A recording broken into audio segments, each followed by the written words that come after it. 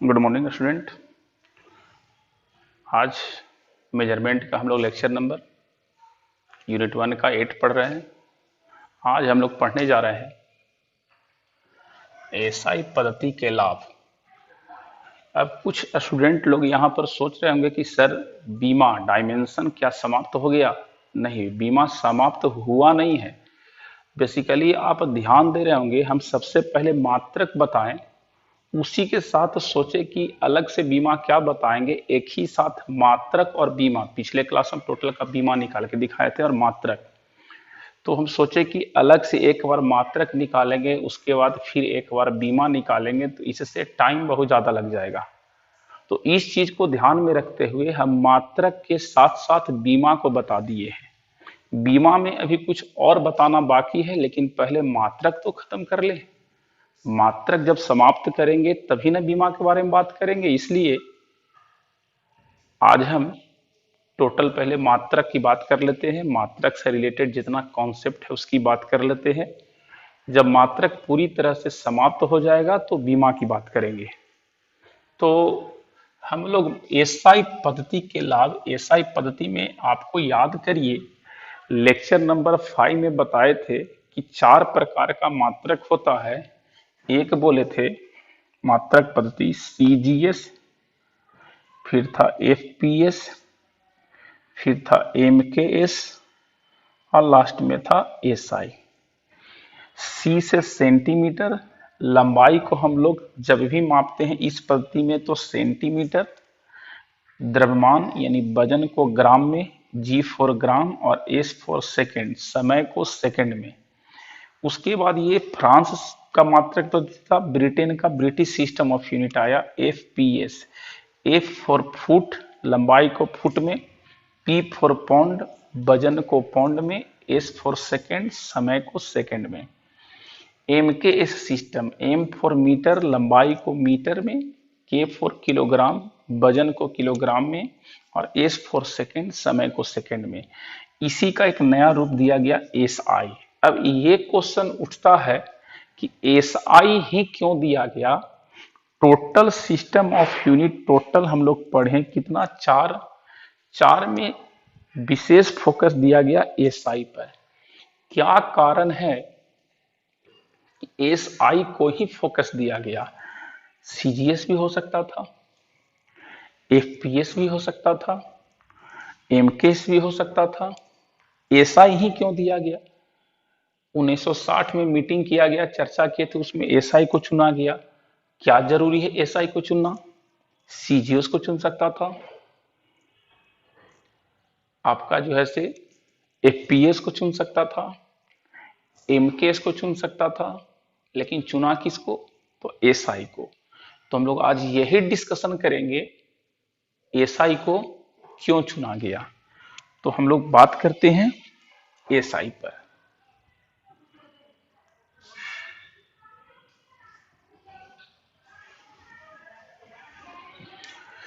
तो यह एक परिमेय या युक्तियुक्त मात्रक पद्धति है। अब परिमेय या युक्ति युक्त का मतलब क्या होता है?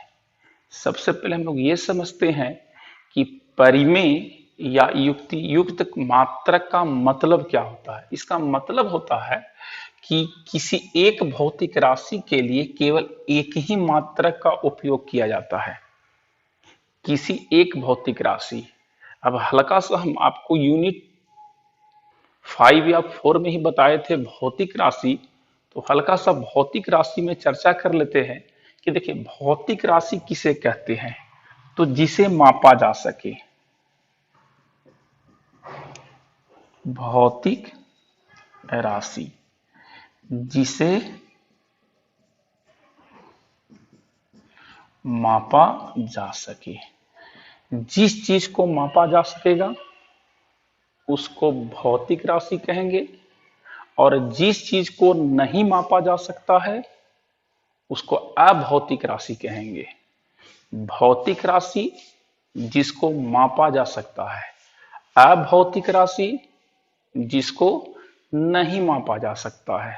उदाहरण के लिए जैसे मान लिया जाए पेन की लंबाई कितना है, तो स्केल से नापा जा सकता है, तो जब स्केल से इसको नापा जा सकता है तो ये क्या कहलाएगा? भौतिक राशि। इसका मोटाई कितना है तो मोटाई को भी हम लोग माप सकते हैं, तो इसको भी बोलेंगे भौतिक राशि।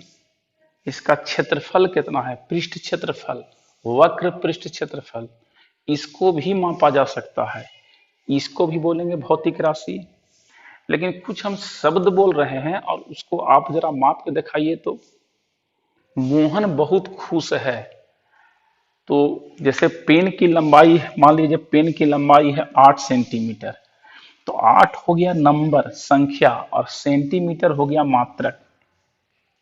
तो इसका लंबाई कितना है तो 8 है।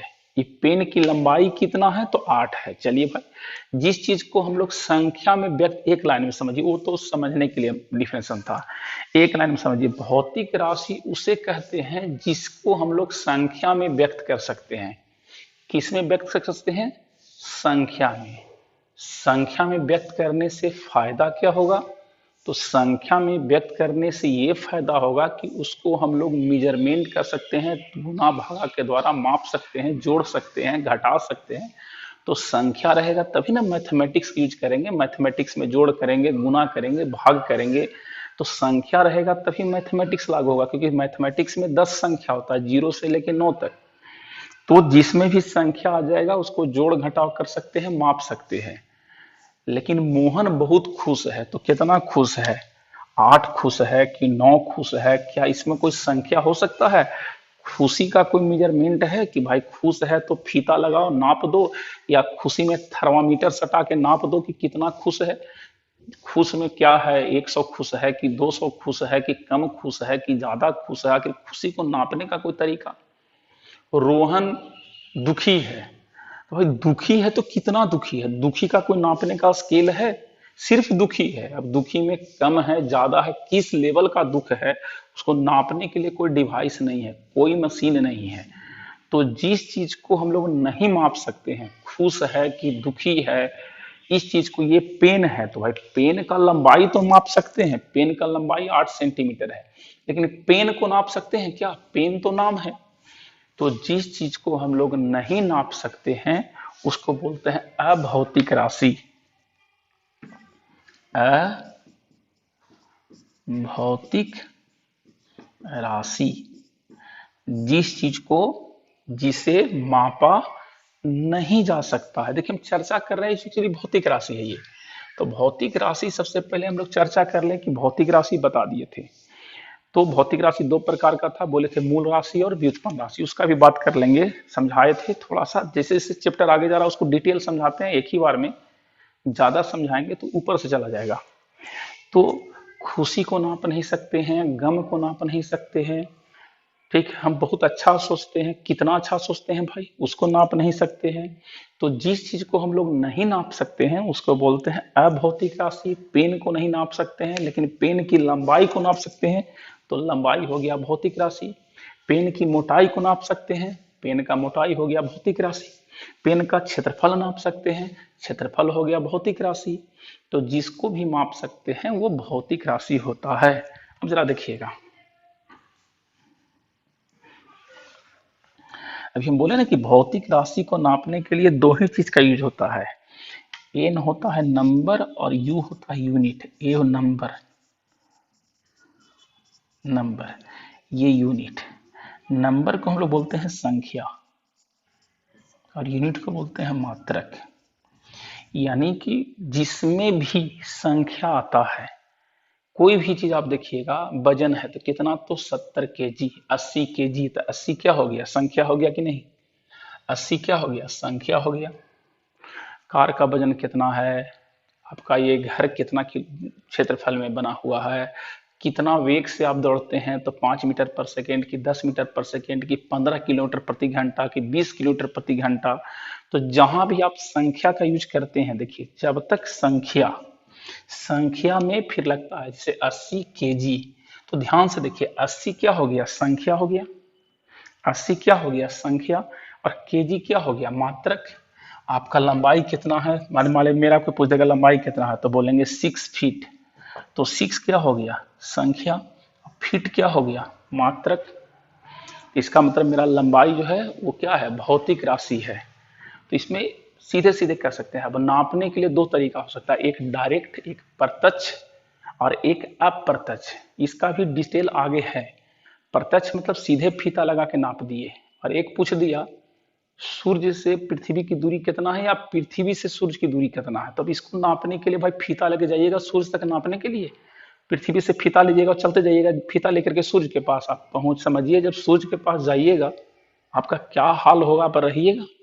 तो कभी भी पृथ्वी से सूर्य की दूरी को प्रत्यक्ष रूप से मापा जा सकता है? नहीं मापा जा सकता है। जब भी मापा जाएगा तो अप्रत्यक्ष रूप से, वो हटाइए, प्रत्यक्ष नापा जाए या अप्रत्यक्ष मापा जाए, जिसको मापने के बाद संख्या हो और उसका मात्रक हो, दोनों चीज आता है, उसको भौतिक राशि कहते हैं। तो जरा ध्यान दीजिएगा।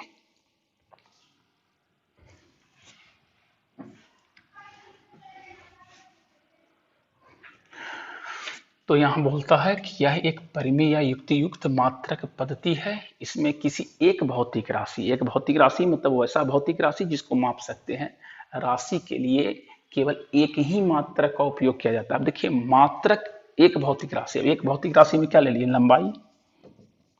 अब लंबाई में परेशानी क्या हो गया, कोई नापने लगा सेंटीमीटर, कोई नापने लगा मीटर, कोई नापने लगा फीट, कोई नापने लगा किलोमीटर, तो कोई नापने लगा एंगस्ट्रम आगे जाके मिलेगा। तो ये बहुत सा यूनिट आ गया, अलग अलग मात्रक, सब लंबाई का है।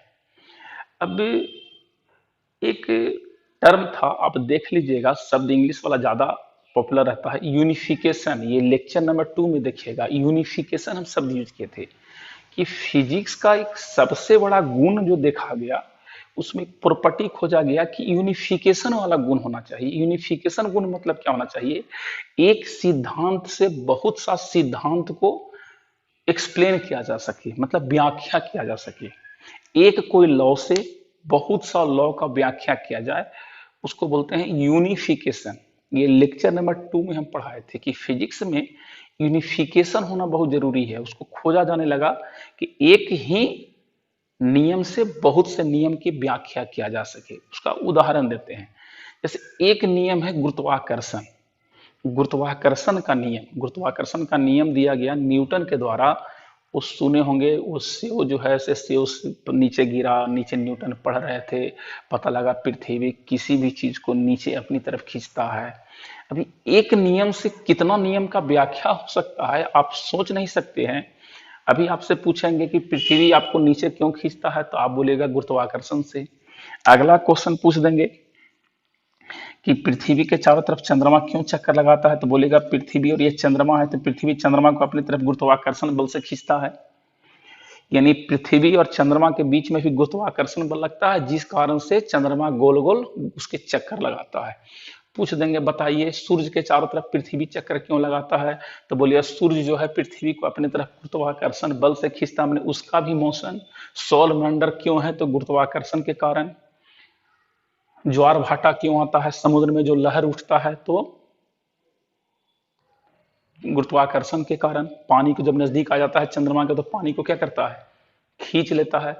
तो एक गुरुत्वाकर्षण का नियम, ध्यान से समझिए, एक गुरुत्वाकर्षण का नियम और बहुत सा घटना को क्या कर रहा है, डिस्क्राइब कर रहा है। इससे क्या होता है कि इस सब्जेक्ट को हल्का किया जाता है। तो साइंटिस्ट का, वैज्ञानिक का जो मेन मकसद है वो खोजना यूनिफिकेशन। यूनिफिकेशन मतलब एक कम से कम शब्दों में बहुत बड़ी चीज को व्याख्या कर देना। तो इसमें देखिए यूनिफिकेशन यहाँ पर फेल हो रहा है। यहाँ पर यूनिफिकेशन इसलिए फेल हो रहा है कि इसमें एक लंबाई का बहुत सा मात्रक है, और साइंटिस्ट पर प्रेशर है कि नहीं यूनिफिकेशन करो, मतलब कम से कम उसको करो, संख्या को घटाओ। तो हुआ कि ठीक है यूनिफिकेशन कर देते हैं। तो हुआ यूनिफिकेशन के गुण को ही बोला गया परिमेय या युक्ति युक्त मात्रक पद्धति। मतलब इसमें एक भौतिक राशि के लिए एक मात्रक हुआ, जैसे इसमें मीटर होता है, स्टैंडर्ड मात्रक। स्टैंडर्ड क्या होता है, जैसे कोई बोलेगा हम किलोमीटर का यूज करेंगे, कोई बोलेगा हम फीट का यूज करेंगे, कोई बोलेगा हम मीटर का यूज करेंगे, कोई बोलेगा हम सेंटीमीटर का यूज करेंगे, कोई बोलेगा एंगस्ट्रम का यूज करेंगे। तो क्या सभी की बात को माना जा सकता है? जिसका बात मानेंगे वो खुश हो जाएगा, जिसका बात नहीं मानेंगे वो खुश नहीं होगा। तो स्टैंडर्ड शब्द क्या होता है? जिससे मान लिया जाए कोई डिस्ट्रिक्ट है, जिला, ये हर जिला में देखिएगा एक टावर चौक होता है। आप अपना अपना जहां भी रहते हैं, आप आंख बंद करके सोचिए, उस जिला में एक टावर चौक होगा। टावर चौक क्यों दिया जाता है?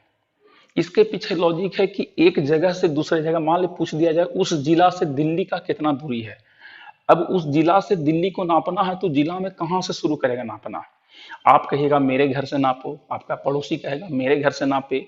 अब उस अगर जो टाउन में, उस जिला में मान लिया जाए कि 10 लाख आदमी रहते हैं, तो 10 लाख आदमी में कहेगा कि वो बोलेगा मेरा गांव से नापो, वो कहेगा मेरा दरवाजा से नापो, वो कहेगा मेरा गौशाला से नापो, वो कहेगा मेरा ये मैं खेल से ना, मेरा खेत से नापो। तो इतना 10 लाख आदमी के बात को माना जा सकता है? तो हुआ कि नहीं भाई, किसी का बात नहीं मानेंगे, एक स्टैंडर्ड पॉइंट लिया गया। स्टैंडर्ड पॉइंट, उस स्टैंडर्ड पॉइंट पर एक बहुत सा पिलर जैसा बना दिया गया, बोला गया कि सभी दूरी को यहीं से नापेंगे। अब ये जो जिला है, इस जिला में जो शहर है, ये शहर का दूरी दिल्ली से ये पिलर यानी टावर चौक से नापेंगे कि टावर चौक से दिल्ली का दूरी कितना है, इस टावर चौक से तुम्हारा घर कितना है, इस टावर चौक से तुम्हारा गांव कितना है, इस टावर चौक से नापेंगे, बोल देंगे इतना किलोमीटर पर तुम्हारा घर है। ये नहीं कि किसी के दरवाजा से नापा जाएगा। तो एक स्टैंडर्ड पॉइंट हम लोग लेते हैं जो सभी के लिए मान्य होता है। माने वो शहर का जितना आदमी है, सभी लोग परमिशन दिए कि हाँ सभी का मूल बिंदु यही है, हर दूरी को यहीं से नापा जा सकता है। उसी तरह से ये लंबाई का भी एक स्टैंडर्ड है, मीटर। भाई सभी लोग बोल दिए कि नहीं, जो मेन होगा वो मीटर होगा। सेंटीमीटर कितना होता है? तो बोलेंगे 100 मीटर को, ठीक है ना, 100 सेंटीमीटर को 1 मीटर कहते हैं। मतलब सेंटीमीटर को भी समझना होगा तो किससे समझेंगे? तो मीटर से। जैसे वजन में होता है किलोग्राम, को बोल देगा 500 ग्राम दो, तो बोलेगा आधा किलो। क्यों बोलेगा 500 ग्राम? तो हम ठीक बोले, तो रियल में वो 500 ग्राम को केजी से समझता है। तो जिस चीज को हम लोग समझते हैं, फीट भी रहे, किलोमीटर, सबको हम लोग किससे समझेंगे? मीटर से। उधर किससे समझेंगे? किलोग्राम से। तो उसको हम लोग बोलते हैं स्टैंडर्ड।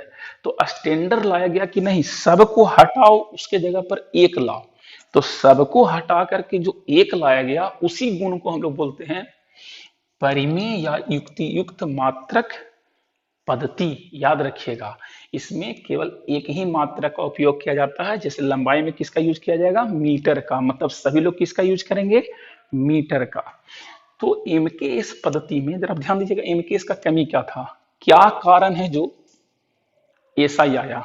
एमकेएस पद्धति में यांत्रिक ऊर्जा का मात्रक जूल होता है, उष्मीय ऊर्जा का मात्रक किलो कैलोरी होता है। ध्यान दीजिएगा, ये भी ऊर्जा है, ये भी ऊर्जा है, लेकिन इस मात्रक ऊर्जा का मात्रक जूल है और उष्मीय ऊर्जा का मात्रक किलो कैलोरी है और विद्युत ऊर्जा का मात्रक वाट आवर है। अब बताइए, तीनों ऊर्जा है, तीनों के लिए तीन मात्रक है। तीनों ऊर्जा है, तीनों के लिए तीन मात्रक है। तो हुआ कि नहीं, तीनों को हटाओ और एक स्टैंडर्ड रखो। और स्टैंडर्ड किसको ले लिया गया? तो एसआई में मात्रा किसका? जूल का। यानी आज के बाद ये तीनों में से आप एमकेएस में, सीजीएस में जिसको नाम लेना है लेते रहिए। एसआई में हम सिर्फ एक ही को जानेंगे, जूल को जानेंगे। यानी एसआई में एक मात्रक होगा, जूल होगा। इससे फायदा क्या हुआ? बहुत सा यूनिट का याद रखने का टेंशन दूर हो गया। अब एक जूल से हर चीज को हम लोग डिफाइन करेंगे ऊर्जा में। तो एक फायदा इससे ये हुआ। इसी तरह से दूसरा नहीं लिखे हैं, ये एक नंबर में है। एक हो गया मान लो टेम्परेचर, ताप। ताप में आप ध्यान से देखिए, ऐसा मात्रक सुने होंगे, बुखार नापने के लिए बोलते हैं 100 डिग्री सेल्सियस है। कभी सोचे हैं 100 डिग्री सेल्सियस पर पानी खौलता है? यदि किसी आदमी का टेम्परेचर 100 डिग्री सेल्सियस हो जाएगा, उसके ऊपर पूरा घर का खाना बन जाएगा। पता लगा कढ़ाई जितना है सब चीज रख देंगे, उसी पर जो है से भुंजिया भून लेंगे, तावा वा करके रोटी वोटी सब बना लेंगे। लेकिन संभव नहीं है।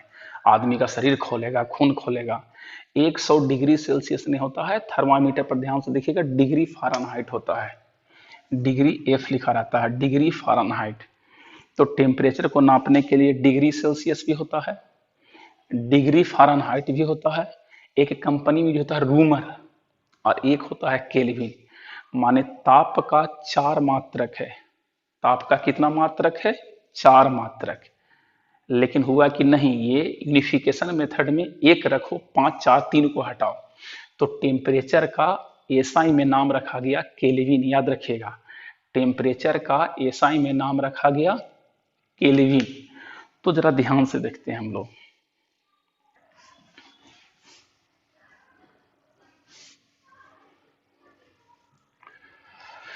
तो जैसे देखिए यहां पर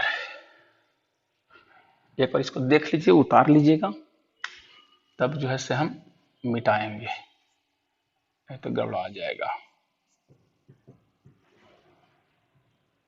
एक बार हट जाते हैं उतारने के लिए, उसके बाद फिर हल्का हम मिटाएंगे इसको।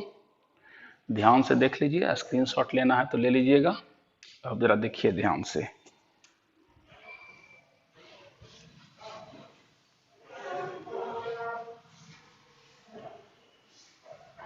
जैसे देखिए ध्यान से, इस चीज का यूज आपको समझ आ जाएगा। हम आपको बताए थे कि मूल मात्रक 7 होता है। रियल में 1960 में वजन वजन के लिए केजी, लंबाई के लिए मीटर, समय के लिए सेकेंड, करेंट के लिए एम्पियर, ज्योति तीव्रता कैंडेला, और ये केल्विन। ये टोटल कितना है जरा गिनिए, 1 2 3 4 5 6। ये 1960 में इसी को खोजा गया। 1960 में मीटिंग के द्वारा यही 6 खोजा गया। देखिए क्या खोजा गया, मतलब हुआ कि कम से कम ऐसा संख्या खोजो कि जिससे दुनिया में अभी तक जितने चीज को हम लोग मापते हैं उसको माप ले। लाइन पर ध्यान दीजिएगा, अभी तक वर्ल्ड में, ब्रह्मांड में जितने भी प्रकार का चीज हम लोग के नजर में उपस्थित है, उस चीज को कम से कम इतना मात्रक लिया जाए कि सभी चीज को मापा जा सके। जिस चीज को हम लोग माप सकते हैं, जिस चीज को हम लोग माप सकते हैं, तो बहुत मेहनत करके 6 चीज का यूज किया गया कि लंबाई, वजन का, द्रव्यमान का केजी, लंबाई का मीटर, समय का सेकेंड, करेंट का एम्पियर, प्रकाश की तीव्रता को नापता है कैंडेला, और टेम्परेचर, ताप को मापता है केल्विन। लेकिन 10 साल के बाद एक चीज में और साइंटिस्ट फंस गए। केमिस्ट्री में होता है मॉलिक्यूल की संख्या, बहुत सा संख्या, उसको वजन में चाहे साइंटिस्ट लोग दिखाना केजी में, लेकिन डिफाइन नहीं हुआ। लोग वहीं पर फंसना शुरू कर दिए। तो मजबूरी बस हार पार करके 1970 में एक और यूनिट जोड़ दिया गया, मोल है। और ये मोल केमिस्ट्री में, और इस तरह से टोटल बेसिक यूनिट हो गया 7। ये 7 बेसिक यूनिट बहुत मेहनत से खोज करके, अब ये 7 अभी तक यही है। कोई भी नया चीज यदि आप खोज लीजिए जिसको मापना रहे, और अगर जो ये 7 फेल हो जाएगा तो फिर एक 8वां जुट जाएगा। 2021 में खोजिएगा तो 2021 में नया जुटेगा, 2020 में खोजिएगा तो 2020 में जुटेगा। और दो और इसके अलावा 2 और ऐसा नाम आया जिसको इस 7 से नहीं नापा जा सकता है, लेकिन उसका कुछ गुण अलग है, उसका बीमा नहीं है, समझाए थे। एक था समतल कोण, समतल कोण, और एक है ठोस कोण। ठोस कोण, अब उसमें क्या होता है कि कोण बराबर चाप बटा त्रिज्या। तो ना इसमें कुछ समझ में ना आ रहा है, चाप का इसका भी दूरी मीटर, इसका भी दूरी मीटर, कोण बराबर चाप बटा त्रिज्या। अब चाप भी कट गया, मीटर भी कट गया, मीटर भी कट गया, तो ये 7 फेल हो गया। जब ये 7 फेल हो गया तो एक नया यूनिट रखा गया कि नहीं, कोण का होता है रेडियन, और कोण का क्या, रेडियन, और ठोस कोण का अस्टेरेडियन। देखा पिछला क्लास देख लीजिएगा, लेक्चर नंबर आपको हम 6 में पढ़ाए थे, ध्यान से देखिएगा, पीछे का लेक्चर जरूर देखिएगा। तो ये 7 गो हो गया, और 2 गो मजबूरी, बस ध्यान दीजिएगा, ये 2 गो ये 7 से डिफाइन नहीं हुआ। तो जब ये 7 से डिफाइन नहीं हुआ 2, तो 7 इसको और 2 इसको, टोटल कितना हो गया 9, जिसमें मूल हो गया 7 और 2 अतिरिक्त हो गया जो डिफाइन नहीं हुआ, इसलिए अतिरिक्त दिया गया। बाकी जितना भी यूनिट है सब इसी से डिफाइन होता है। 2 को अतिरिक्त तो क्यों हो गया, क्योंकि वो दोनों इससे नहीं डिफाइन हुआ। मतलब सर नहीं समझे, तो यही जो 7 दिया गया इसी को बोला गया मूल राशियां। या मूल भौतिक राशि, यानी भौतिक राशियां दो प्रकार का होता है, एक मूल और एक व्युत्पन्न। और बाकी जितना भी चीज है इससे व्युत्पन्न होता है, जैसे कि वेग, तो वेग होता है विस्थापन यानी लंबाई बटा समय। अब देखिए वेग का मात्रक हम लोग इसी 7 में से निकाल लेंगे, नहीं अगर जो निकलता तो 8वां दिया जाता। जैसे लंबाई का होता है मीटर और समय का सेकंड, तो वेग का मात्रक हो गया मीटर सेकंड। तो क्या ये मीटर और सेकंड व्युत्पन्न हुआ, इसी से नया चीज बना, इसी से क्या हुआ नया चीज बना। जैसे हम लोग खाना में क्या होता है बोलते हैं, शुरू शुरू सुनते थे इडली बना है, तो लगता था पता नहीं इडली क्या होता है, बाद में पता लगा चावल से बनता है। तो है चावल और गेहूं से बना रहा है केवल नाम, कभी रोटी, कभी वो तो कभी वो तो कभी वो हलवा, तो कभी कुछ, तो कभी बेसन, तो कभी सत, इस तरह से नाम देना शुरू कर दिए। लेकिन है क्या, तो जो भी चीज बना रहे हैं मतलब ये हो गया सब अलग अलग पदार्थ मिला मिला के नया नया केमिकल बना रहे हैं। इसका मतलब समझिए 7 गो कलर हो गया, यही 7 कलर से, 7 कलर होता ना, यही 7 कलर से दुनिया का सब कलर बन जाएगा।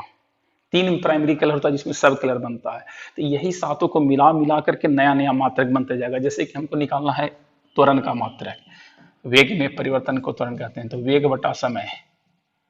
अब याद करिए वेग का मीटर पर सेकेंड और इसका सेकेंड, बार बार क्या निकाल के देखा है आप 6 में देख लीजिएगा या ये 7 में, मीटर पर सेकेंड स्क्वायर। तो ये भी किससे बना, तो वेग बना इस सातों से, और ये भी देखिए बना, सातों में 2 का यूज किए, एक लंबाई का और एक समय का। लंबाई समय को मिला दिए तो वेग त्वरण का मात्रक बन गया। बोलेगा बल का, बल, तो बल का क्या होता है द्रव्यमान गुना त्वरण, द्रव्यमान का केजी, द्रव्यमान का केजी और त्वरण का क्या मीटर पर सेकंड स्क्वायर। यानी इसमें क्या किया, 3 चीज को मिला दिए ऐसे करके। केमिस्ट्री में तो कोई चीज का रिएक्शन करवाया जाता है, केजी को मीटर को सेकंड को ऐसे करके मिला दिए तो पता क्या लगा, बल का क्या हुआ मात्रक निकल गया। माने एक चीज आप ध्यान दीजिए, कोई भी मात्रक निकल रहा है तो यही सातों से निकल रहा है। तो जितना भी व्यंजक है इससे व्युत्पन्न हो रहा है, सब इसी से व्युत्पन्न हो रहा है। व्युत्पन्न मीन्स उत्पत्ति होना, व्युत्पन्न मीन्स क्या होता है उत्पत्ति। तो यही 7 से उत्पत्ति हो रहा है। तो उत्पत्ति किससे हो रहा है, तो मूल से, जो विश्व तो मेन हो गया, और जो उत्पन्न हुआ वो क्या हुआ व्युत्पन्न मात्रक। तो याद रखिएगा फिजिक्स में जो प्रॉपर्टी होता है यूनिफिकेशन, माने कम से कम संख्या, कम से कम लॉ में मैक्सिमम चीज को क्या करना, व्याख्या कर देना को हम लोग परिभाषित किए हैं। फिजिक्स का ये गुण होता है। तो अब जरा ध्यान दीजिएगा, उम्मीद करते हैं अब समझ में आ रहा होगा। यह एक संबद्ध या सुसंगत मात्रक पद्धति है, अर्थात इसमें सभी व्युत्पन्न मात्रकों को एक मूल मात्रकों से गुना या भाग से प्राप्त किया जाता है। यही तो ही बोलना चाह रहे हैं। इस मात्रक को क्या किए, तो गुना से प्राप्त किए, देखिए गुना है। इस मात्रक को क्या किए, तो इसमें भाग दे दिए, मिल गया। इस मात्रक को क्या किए, तो भाग दे दिए। जितना भी व्युत्पन्न मात्रक है वो इसी सातों में से चाहे तो गुना करेंगे नहीं तो भाग करेंगे। यही खासियत के कारण एसआई को सिलेक्ट किया गया। यानी इस गुण को हम लोग क्या बोलते हैं, ये ऑब्जेक्टिव में आ सकता है, संबद्ध या सुसंगत। अगला देखिएगा, यह एक दार्शनिक पद्धति है, अर्थात सभी गुना या भाग केवल 10 के घातों में व्यक्त किया जा सकता है। जैसे कि देखिएगा,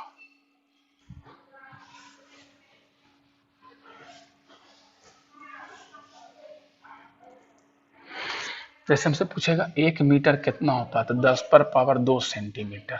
1 किलोमीटर कितना होता है, 10 पर पावर 3 ग्राम। माने कोई भी देखिए 10 के पर 2, 10 पर 3, माने हमेशा इसमें क्या होता है, तो यही दार्शनिक होता है। दार्शनिक पद्धति मतलब जितना भी है ज्यादातर आप देखिएगा 10 के रूप में ही व्यक्त होता है, यानी सब लगभग 10 के रूप में व्यक्त होता है, इसलिए इसको हम लोग दार्शनिक संख्या पद्धति कहते हैं। यह एक अंतरराष्ट्रीय स्वीकार मात्रक पद्धति है। अंतरराष्ट्रीय स्वीकार मतलब हो गया कि वर्ल्ड में, दुनिया में जितने भी देश हैं सभी लोग इस मात्रक पद्धति को एक्सेप्ट कर लिए। एक्सेप्ट करना मतलब क्या हुआ, अब जैसे हम लोग यहाँ पर इस 7 मात्रक को पढ़ रहे हैं, 2 अतिरिक्त 9 को हर देश में ये स्टूडेंट लोग पढ़ रहा है। इससे क्या होगा, उस देश के किताब को हम भी पढ़ के समझ सकते हैं, मेरे देश के किताब को वो भी पढ़ सकता है। यानी एक दूसरे की बात को समझ सकते हैं, एक दूसरे की तरीका को समझ सकते हैं, एक दूसरे के प्रयोग को समझ सकते हैं और आपस में व्यापार भी कर सकते हैं। तुम इतना केजी भेजो तो हम इतना केजी देंगे, तो ये सब भी हम लोग समझ सकते हैं। व्यापारिक दृष्टि से भी बहुत जरूरी हो गया, इसलिए ये फायदेमंद है। यह एक सीजीएस पद्धति से पूर्णतः जुड़ा है। एसआई को सीजीएस में आसानी से बदला जा सकता है। जरा ध्यान से देखिएगा, ये है एसआई और ये है सीजीएस। आराम से 10 के घात में क्या किए, एक दूसरे से फटाफट बदल दिए। ये भी एसआई, ये भी सीजीएस। तो ये एसआई से सीजीएस में आराम से इसमें बदला जा सकता है, रिलेशन लाया जा सकता है। यह पद्धति में मात्रकों की संख्या कम होता है। अभी तो बार बार चर्चा यही कर रहे हैं कि टोटल 7 होता है, 2 अतिरिक्त होता है। कितना होता है? 9 होता है। इसमें संख्या कम होने से चलते खासियत है। इस पद्धति में मात्रक निरपेक्ष होते हैं। निरपेक्ष इन द सेंस कि मीटर को वेग को डिफाइन करने के लिए हमको चाहिए मीटर बाई सेकेंड, लेकिन मीटर को परिभाषित करने के लिए सेकेंड की आवश्यकता नहीं है। वेग को डिफाइन करने के लिए, परिभाषित करने के लिए मीटर और सेकेंड दोनों की आवश्यकता है। यानी वेग अकेला नहीं है, मीटर और सेकंड को साथ में लेकर चलता है।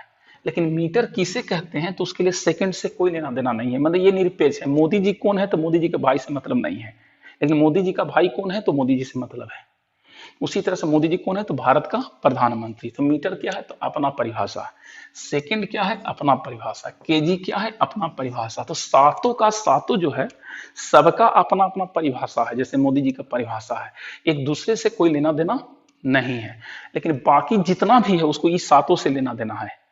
तो इस तरह से हम लोग यहां तक समझ गए। इसको एक बार देख लीजिए, इसके बाद हम नेक्स्ट पॉइंट का डिस्कशन करते हैं। इसको ध्यान से देखिए।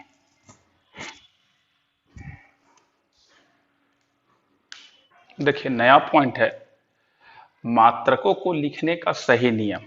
अब अभी तक हम लोग मात्रक तो लिखते थे, लेकिन इसको लिखने का सही नियम सीखेंगे। तो सही नियम है क्या?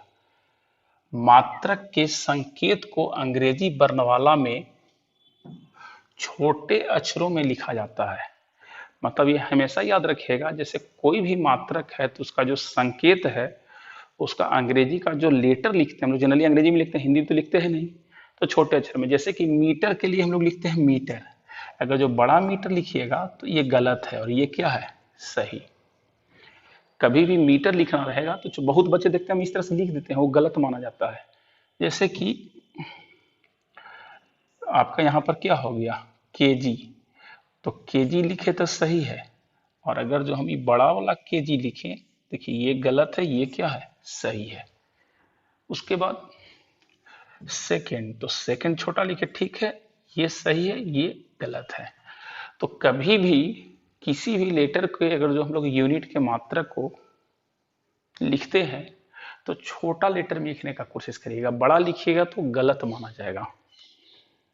उसी में देखिए कंडीशन है कि यदि मात्रक किसी वैज्ञानिक के नाम पर हो तो संकेत बड़े अक्षरों में लिखा जाता है। जैसे कि यहां पर ये उदाहरण देखिएगा, न्यूटन और न्यूटन। तो ये वाला न्यूटन गलत है, इसको हम यहां पर समझाते हैं। देखिए जगह नहीं है, इसी चीज को हम यहां पर समझाते हैं। देखिए ये न्यूटन और ये न्यूटन, तो ये न्यूटन यदि छोटा न्यूटन लिखिएगा, बड़ा न्यूटन लिखिएगा तो छोटा गलत, बड़ा सही। क्यों? क्योंकि यदि मात्रक किसी वैज्ञानिक के नाम पर है तो बड़े अक्षरों में लिखा जाता है। तो न्यूटन क्या है, साइंटिस्ट थे। तो साइंटिस्ट थे, वैज्ञानिक थे, तो उनका एम्पियर, तो एम्पियर में छोटा ए और बड़ा ए, तो एम छोटा ए गलत, बड़ा ए सही। केल्विन, तो छोटा के बड़ा के, ये गलत, ये सही। ये देख लीजिएगा, इसी का उदाहरण है, ये दूसरा का नहीं है, ये इसका उदाहरण है। यहां से तीर दिखा दिए। मतलब अगर जो साइंटिस्ट के नाम पर होगा तो हमेशा किस में दिखाएंगे, बड़ा में। और साइंटिस्ट के नाम पर नहीं होगा तो छोटा में। अब जरा ध्यान दीजिएगा, एक और देख लीजिए ध्यान से। अब जरा देखिएगा, मात्रक संकेतों को एक वचन के रूप में लिखा जाता है, बहुवचन में नहीं। जैसे मान लीजिए लिखना रहेगा 1 मीटर, बड़ा अच्छा, या 1 मीटर किसी के दिमाग में जाएगा, बोलेंगे 8 मीटर लिखो जी। अब जैसे 8 मीटर लिखें, उसके अंदर का इंग्लिश का भूत जाग गया, बोले अरे ये तो इंग्लिश का लेटर हो गया कि एक से अधिक रहेगा तो एस या ई से दिखाते हैं। पता क्या लगा, लिख दिया 8 मीटर्स। ये हो गया गलत, क्योंकि इसको पढ़ लेंगे मीटर सेकेंड, तो गलत है। इसको भी लिखेंगे 8 मीटर। यहाँ पर ज्यादा इंग्लिश का विद्वान बनने का कोशिश न करें। समझिए कि आप इंग्लिश नहीं जानते हैं, फिजिक्स का अलग नियम है। मीटर्स हो जाएगा मीटर सेकेंड या मिली सेकेंड। मिली क्या होता है आगे जाके बात करेंगे ग्रीक अल्फाबेट में, ये मीटर ही लिखाएगा। अगला पॉइंट देखिएगा, मात्रक का पूरा नाम अंग्रेजी में लिखते समय सभी लेटर को छोटर में लिखते हैं। जैसे कि इसका देखिएगा,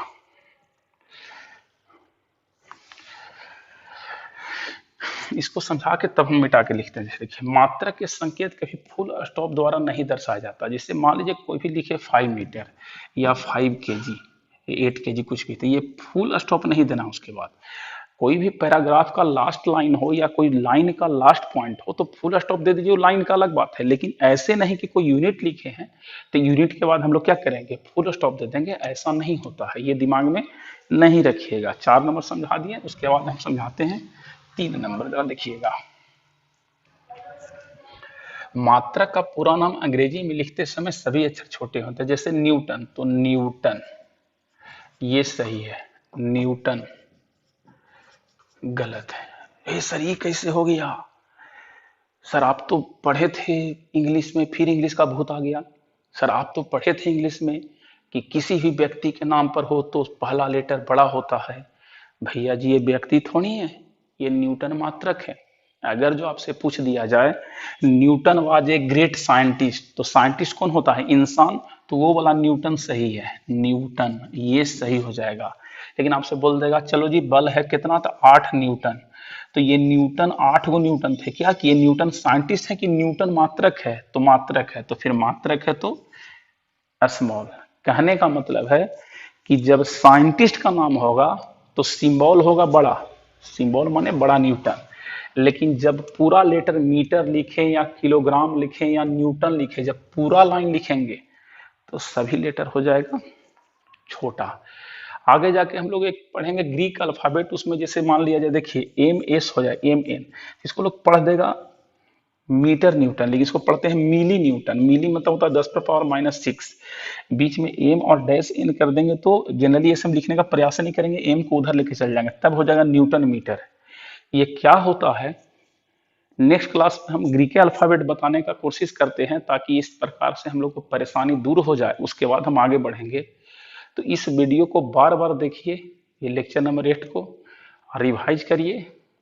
उम्मीद है कि आप बहुत अच्छा समझ रहे होंगे और अच्छा समझिएगा। आज इसी के साथ क्लास यहाँ बंद करते हैं, अगले क्लास हम लोग वापस मिलते हैं। Okay bye.